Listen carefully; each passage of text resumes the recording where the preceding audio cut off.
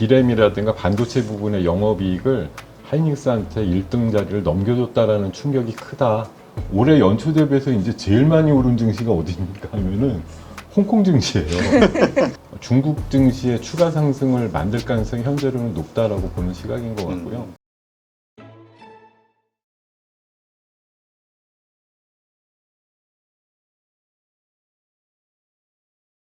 오늘 모신 분은 S1 투자연구소 김동엽 대표이십니다. 어서 네. 오세요. 예, 안녕하십니까. 네. 자, 오늘 증시. 그러니까 오늘보다도 이번 주를 한번 좀 총 정리를 하는 게 좋을 것 같아요. 이번 주 중간 징검다리 휴가들이 좀 껴 있어서 네. 그렇긴 했습니다만 이번 주에 있었던 호재, 악재들 어떤 것들이 있었을까요? 네, 말씀 주신 대로 중간에 징검다리로 쉬다 보니까 매일 열리는 게 월요일 같기도 하고 금요일 같기도 한 그런 좀 장이 반복됐던 것 같고요. 이게 연속성이 없고 우리 시장이 뭔가 해보려고 그러면 또 내일 쉬네 이러다 보니까 좀 맥이 끊겼다 이런 느낌이 있고요.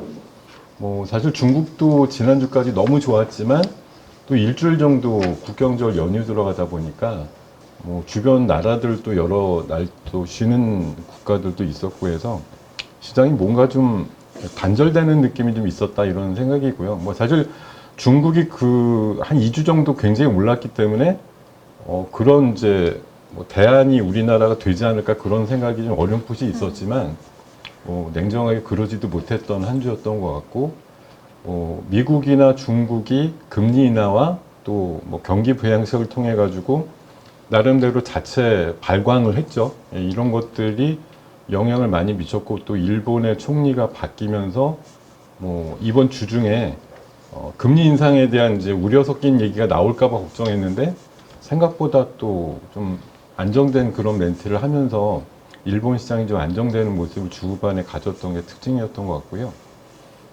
지난주까지는 우리 이제 미국이 뭐 마이크론의 실적 가지고서 이제 한 일주일 잘 플레이를 했다고 보면 10월 달 들어서는 아무래도 테슬라에 대한 기대감이 컸던 한 주였다고 보는데 의외로 뭐 전기차 인도량에 대한 해석의 문제 가지고 이틀 정도 3%씩 계속 빠지다 보니까 좀 테슬라 관련된 종목들 특히 이제 자율주행 섹터나 이런 것들이 주 후반에 좀 약해지는 모습이 있었고요.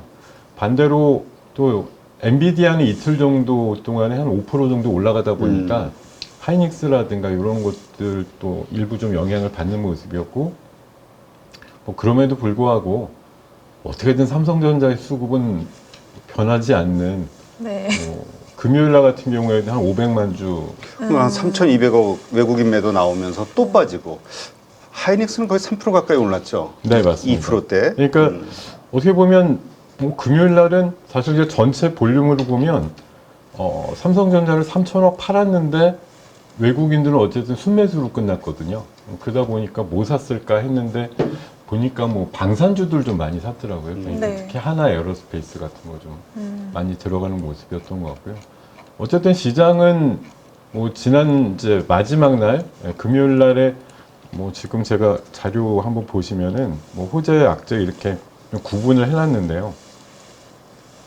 좋았던 건 엔비디아의 이제 상승이 좀 연속돼서 나왔다라는 거, 그리고 항만 파업이 생각보다 좀 빨리 끝났다라는 거, 그리고 엔화가 다시 안정권 모드로 가다 보니까 우리 원화도 1330원대로 다시 진입한 게, 그러니까 뭐 원화가 약세인 건 사실 장기적으로 좋은 얘기는 아닌데요.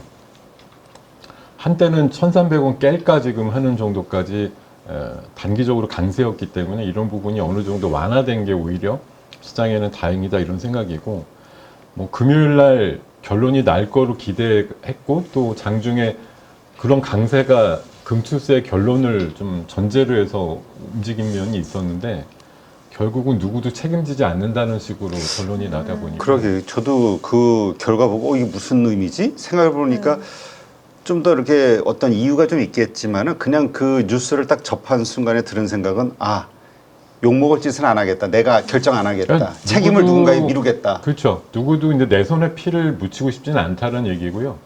뭐 금투세를 유예를 하든 뭐 유예를 하게 돼서 결정이 났으면 나도 그 순간에는 이제 손을 얹겠죠. 숟가락을 얹어서 나 이쪽이었어 이렇게 얘기를 하겠지만 혹시라도 시행 쪽으로 결론이 나게 됐을 때는 나는 좀 회피하고 싶다 이런 심리가 있었던 것 같아요. 그래서 이제 뭐 지도부에다 일임한다 이랬으니 또 이게 하세월이네 이제 이런 상황이 될까봐 우려하는 목소리가 있어서 금요일 날 오후장에 좀 상승폭을 많이 반납하는 모습이 있었던 것 같고요. 네. 아무래도 중동 리스크가 지금 있죠. 그래서 바이든이 약간 또 말실수 겸 이런 것들이 노출된 면이 있어요. 이란의 그 원유 시설 뭐 타격하는 거에 대해서 논의하고 있다 이제 이런 식으로 얘기를 흘리다 보니까 이게 유가를 자극시키면서 우리나라 정유주라든가 가스주 또 상승을 이끄는 면이 있었고 뭐 이렇게 지금 호황제가 이제 혼재됐는데 결론적으로 보면 이런 표현이 맞을지 모르겠습니다만 이제 죽두밥도 아닌 시장으로 끝났다 이렇게 한 줄을 정리하겠습니다. 참 그 말씀이 맞는 것 같아. 기대감은 컸는데 이도저도 아닌 게 돼버렸어요. 맞아요. 네. 그리고 지금 이제 뭐 다음 주 이슈가 될 수 있겠습니다. 지금 시장에서 이런 그림을 갖고 얘기를 많이 해요. 삼성전자랑 하이닉스의 반도체 부문만 따져보면 이번 3분기 영업이익이 하이닉스가 더 많이 나온다 이렇게 얘기를 하다 보니까 지금 그 삼성전자의 그 부진함, 외팔지 이런 거에 대해서 뭐 갖다 붙이자면 몇 가지쯤 이유가 달려 있는데 그 중에 하나가 삼성이 철옹성과 같이 수십 년 동안 유지할 것 같았던 D램이라든가 반도체 부분의 영업이익을 하이닉스한테 1등 자리를 넘겨줬다라는 충격이 크다.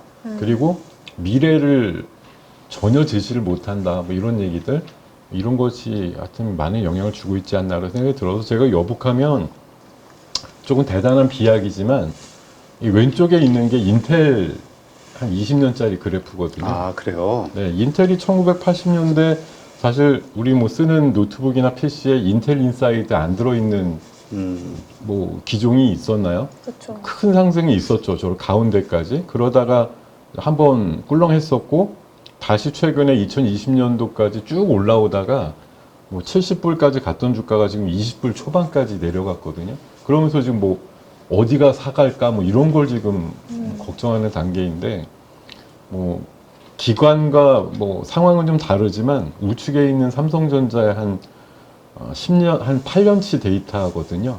네. 흐름을 보면은 약간 이게 기간이 다른데도 불구하고 그래프 모양이 왜 저렇게 비슷하지? 뭐 이런 생각이 좀 들면서 사실 이게 제가 밑에 딱 한마디 의미 있게 써놓은 게 세상에 영원한 건 없구나 이런 생각을 좀 하게 되는 요즘이 아닌가 싶습니다. 네. 네. 그러면은 이게 삼성전자가 인텔의 뒤를 따라갈 가능성도 생각을 해봐야 될까요? 지금은?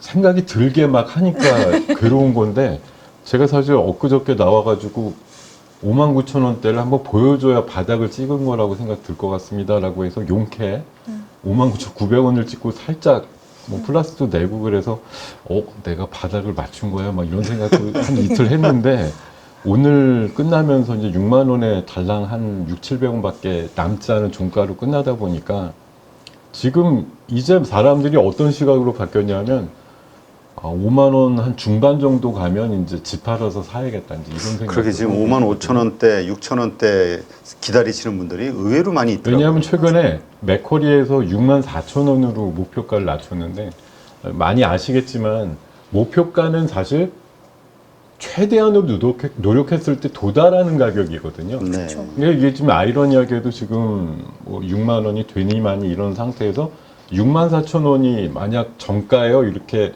뭐 마킹을 했다 그러면 사실 웬만한 주가들은 그거에 한 80% 수준에서 놀아요.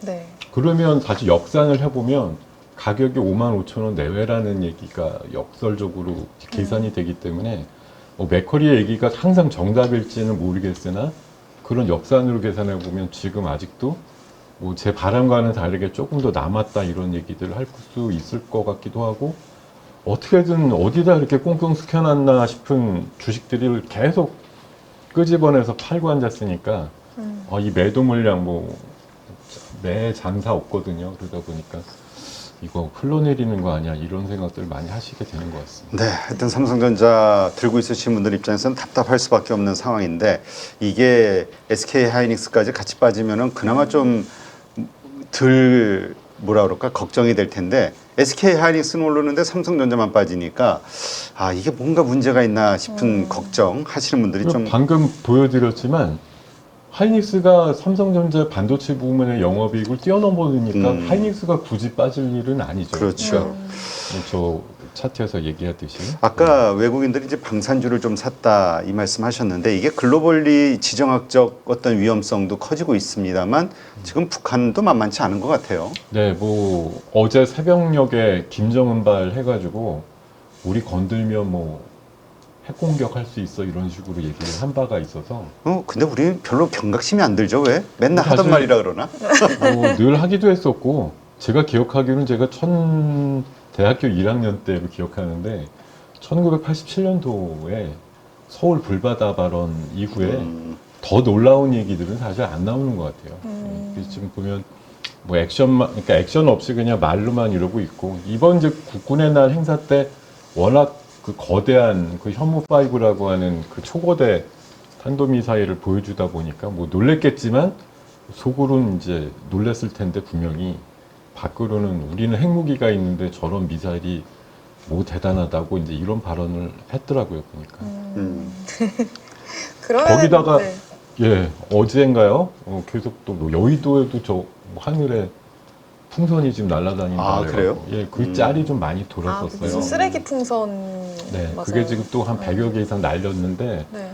용케 어떻게 여기까지 날라와서 그게 터져요. 그러니까 아니 근데 참 그 창피한 일인데 그게 안 그래요? 난 나라 국가에서 그래도 국가 차원에서 저런 것을 날린다라는 게 되게 창피한 얘기인데 그렇죠. 참 답이 없어요. 네, 하여튼 뭐 그렇습니다. 네, 그럼 어제 우리 금요일 한 주라고 해야 될까요? 한 주간의 특징적인 섹터나 뭐 주식은 뭐가 있었을까요? 네, 아무래도 방금 호학제에서 말씀드린 대로 뭐 중동 이슈가 가장 불확실성이 크기 때문에 우리 또 불확실성 이용할 때 또 관련주들 변동성이 커지거든요. 그래서 어제 같은 경우 이제 중앙에너비스라는 뭐 유가 관련주가 상까지 가기도 했고요.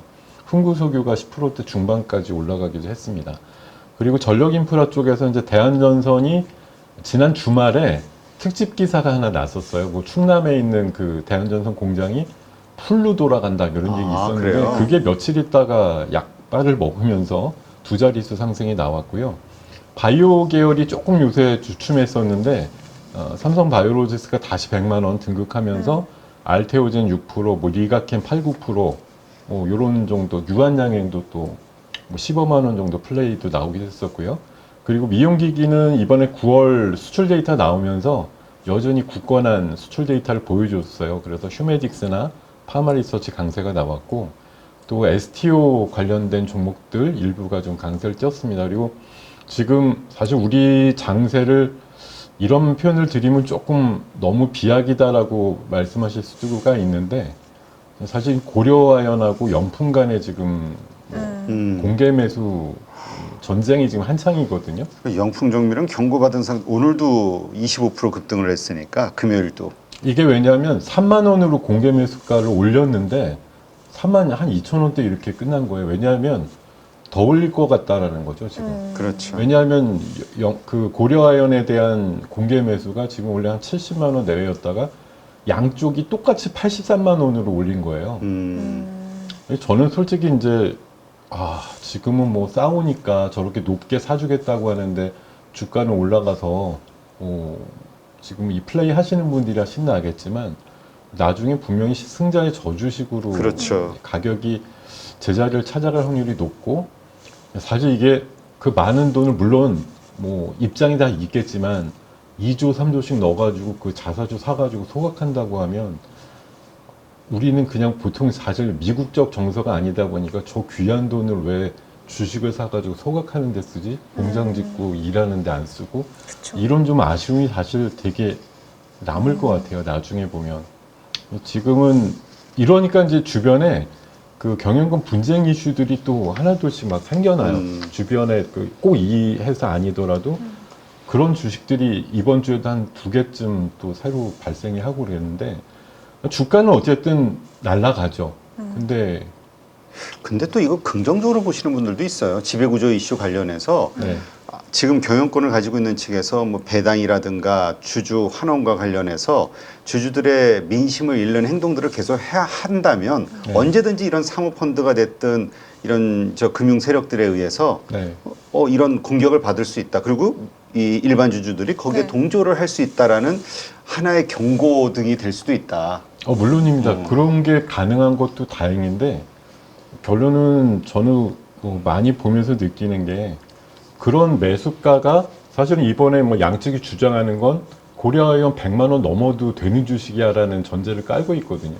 그러니까 7, 80에라도 공개 매수해도 우리는 남는 장사다. 왜냐하면 말씀 주신 대로 회사의 밸류가 제대로 평가받지 못하고 있었던 걸 이번에 잠을 깨웠다 이런 식으로 평가하는 분들도 있거든요. 근데 문제는 그런 공개 매수의 격한 싸움이 끝나고 나서 지금 70만 원대 후반에서 80만 원 넘볼 수 있는 이런 주가가 향후에도 몇 년이고 유지가 된다고 하면 아무 문제가 없죠. 그게 한마디로 성공한 작전이거든요. 근데 제가 수십 년 동안 봐왔던 많은 이런 다툼 끝에 이런 가격이 공고하게 엔딩으로 그렇죠. 지켜지지 않으니까 문제인 거예요. 예. 그렇죠. 그리고 또 여기서 고점에서 잘못 들어간 분들, 늦게 들어간 분들은 또 이 가격대에서 물려서 또 엄청 고생하시는 거고. 네, 뭐 제가 지난번에도 한번 말씀드렸지만 지난번에 SM을 놓고 싸웠던 카카오와 하이브의 예를 보면 삼자 어디도 행복하지 않았던 결론으로 지금 1년 사이에 귀결이 됐잖아요. 맞아요. 거기다 투자가님들까지 다 생각해 보면 사자가 아무도 행복하지 않은 결론 이렇게 끝나는 경우도 있으니까 이번에 뭐 아주 치열한 싸움을 하는데 제가 봐서는 뭐 공개 매수가가 더 올라가도 한계가 있을 정도이기 때문에 들어가신 분들도 이제 조금 주의하셔야 되는 가격대에 온 것 같아요. 네. 고려아연이 또 이제 메리츠 쪽에서 그 자사주 초각하려고 1조 원 대출 받았는데 이게 차입 금리가 7%라고 아, 맞아요. 1년에 그렇군요. 700억을 그러니- 이자로만 내야 되는. 그러니 이게 지금 급하니까 저런 그렇죠. 방법을 쓰는 건데 사실 정상적인 상황에서 회사의 성장을 생각하는 어떤 입장에서 이러한 결정을 할 수 있을까로 보면은 생각해 볼 수 있겠죠. 네. 근데 단기로 뭐 트레이딩 하시는 분들은 참 또- 좋지. 네, 그렇죠. 자, 그러면 어떻습니까? 그 중국의 그 부양책 지금 중국 증시가 좀 쉬고는 있습니다만 네. 하여튼 이 해외발 호재들도 있긴 했잖아요. 중국 증시로 인한. 네. 그리고 그로 인해서 화답하는 국내 증시들도 있었고 수혜를 받는. 물론이죠. 네, 이쪽 분위기는 어떻습니까? 일단은 대리전을 치르고 있는 게 홍콩 증시예요. 네. 홍콩은 1일 빼고는 거래가 계속 되고 있는데 주중에 그 부동산 이슈 때문에 한번 부동산 주식들이 폭락하면서 잠깐 꿀렁했었는데 주말장에서 다 또 회복하면서 끝났거든요. 그래서 아마 다음 주 화요일부터 재개가 되는 중국 증시가 아직까지는 약발의 어떤 기대감이 남아있다고 보는 시각이고요. 최근 그 데이터 보니까 올해 연초 대비해서 이제 제일 많이 오른 증시가 어디입니까 하면은 홍콩 증시예요.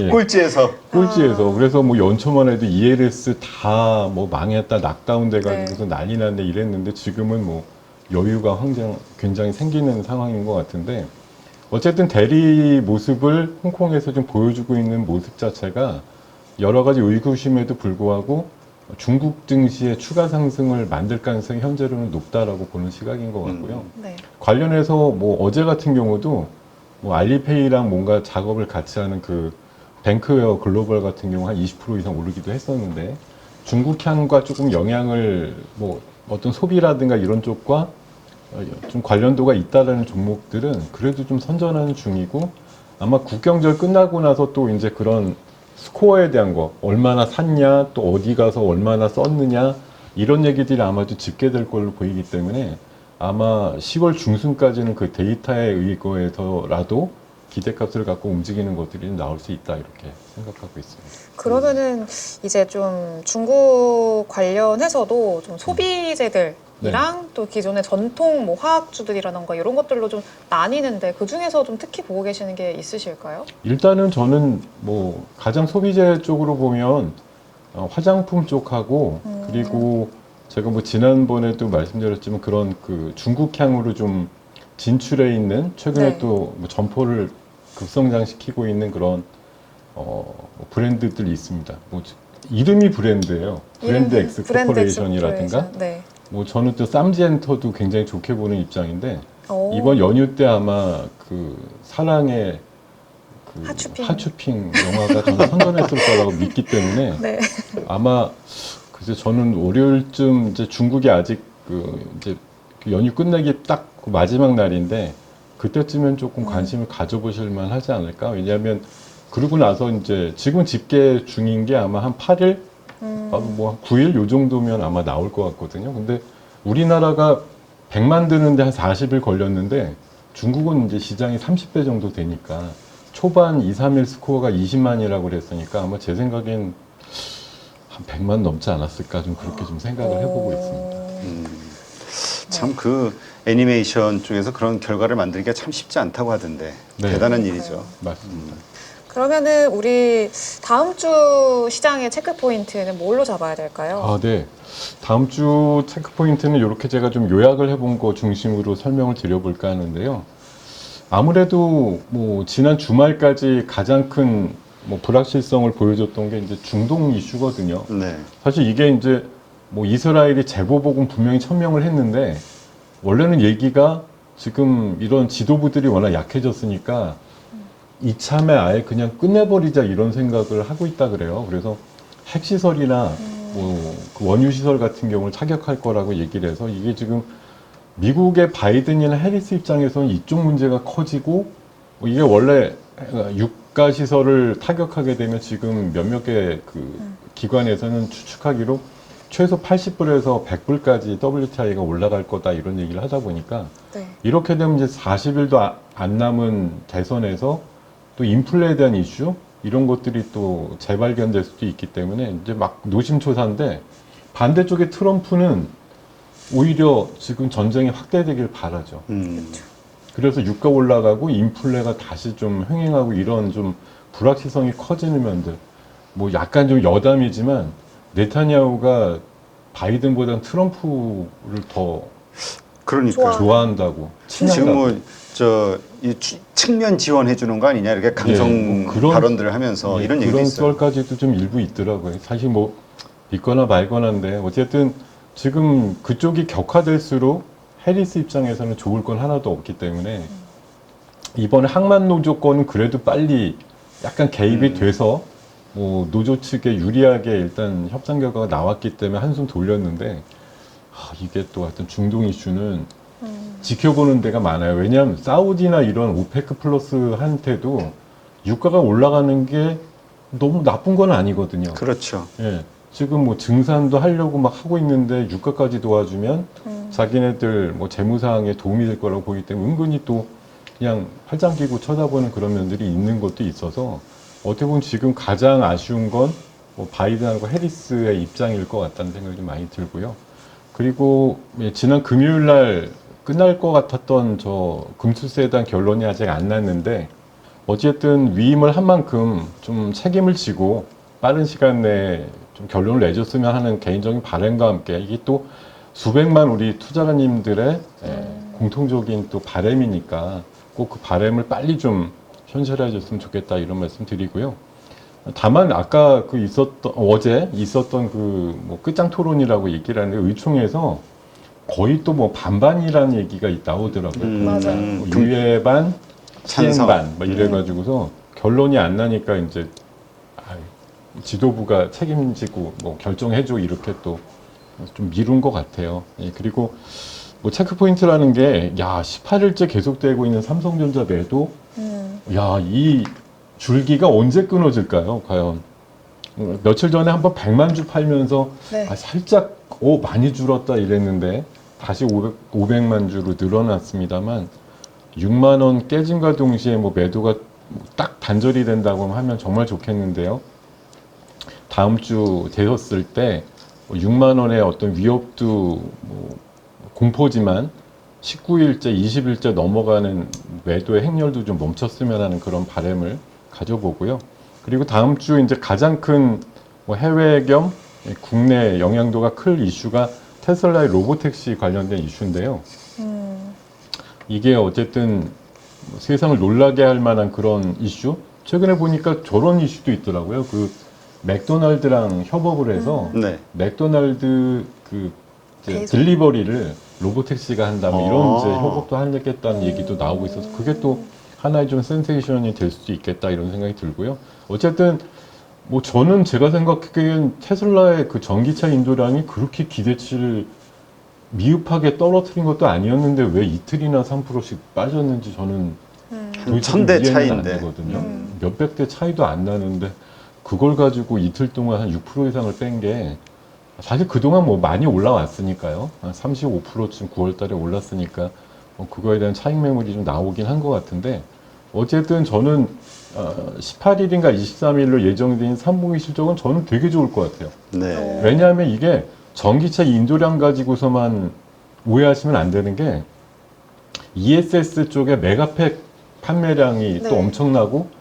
거의 맞먹을 정도로 나올 거라고 보기 때문에 저는 분기 실적은 상당히 좀 좋을 걸로 예상하고 있어요. 그래서 지금 미리 이렇게 뭐 전기차 인도량이 기대치 미흡하다 아니면 이제 객단가가 좀 낮아지면은 있는데 그거 가지고 너무 걱정 우려하시지는 않아도 될 것 같다는 게 제 생각입니다. 근데 네. ESS가 이번에 설치량 보니까 전분기 대비해서 좀 줄었잖아요. 20% 줄긴 했던데 물론 전년 대비해서는 많이 늘었는데 전분기 대비해서는 줄었잖아요. 그렇죠. 근데 이게 네. 3분기 실적에 반영이 되면은 조금 그렇게 막 기대를 전분기 대비로 네. 그렇게 막 기대를 할 만한 여지가 그러니까 있기는 그걸 할까요? 어디다가 이제 응.